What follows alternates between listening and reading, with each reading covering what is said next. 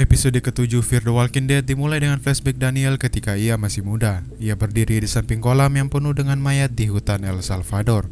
Terdengar seseorang berkata, "Ambil pistolnya, Daniel." Suara yang sama yang didengarnya beberapa episode sebelumnya. Dia dan Ophelia lalu terbangun dikarenakan suara tembakannya Strand. Saat mereka berjalan di luar, terjadi sesuatu yang aneh dengan Ophelia.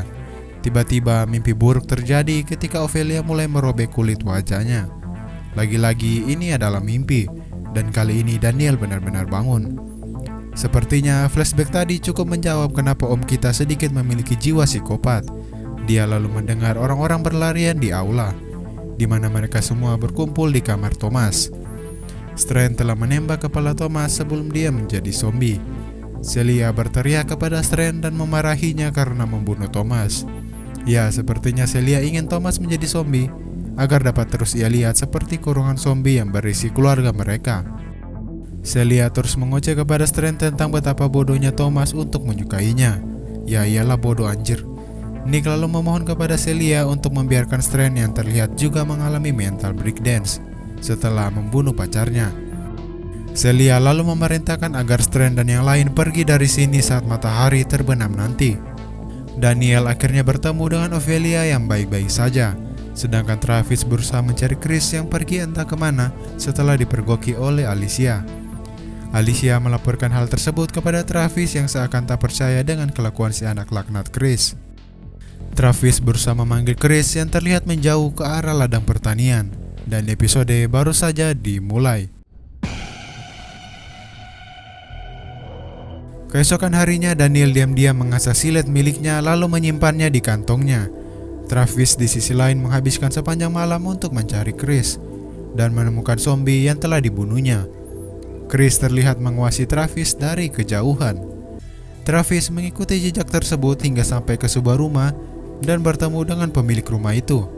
Untungnya pria tersebut adalah orang baik yang membantu Travis yang kakinya sedang kesakitan karena semalaman mencari si anak laknat.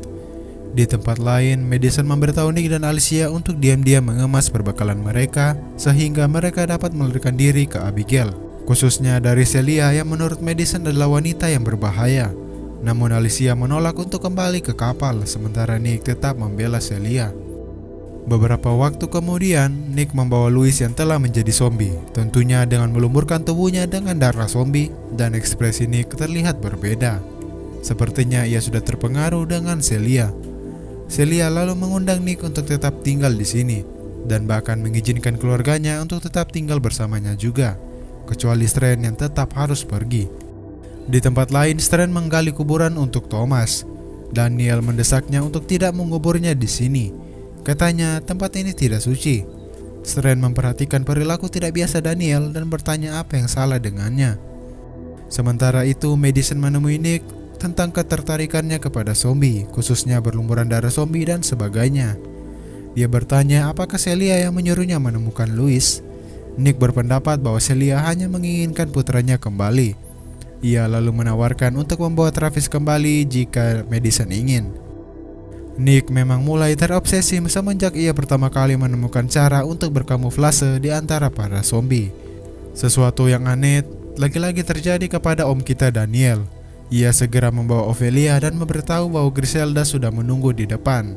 Ophelia tentu bertanya-tanya apa yang terjadi, sambil beberapa orang mulai menahan Ophelia yang membuat Daniel menebas wajah seorang pria dengan pisau kecilnya.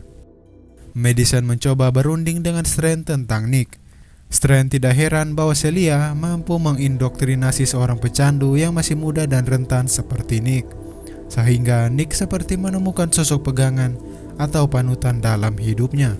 Strand lalu mengundang Madison untuk ikut dengannya ke Abigail, tapi dia menolak untuk pergi karena Travis sedang tidak ada.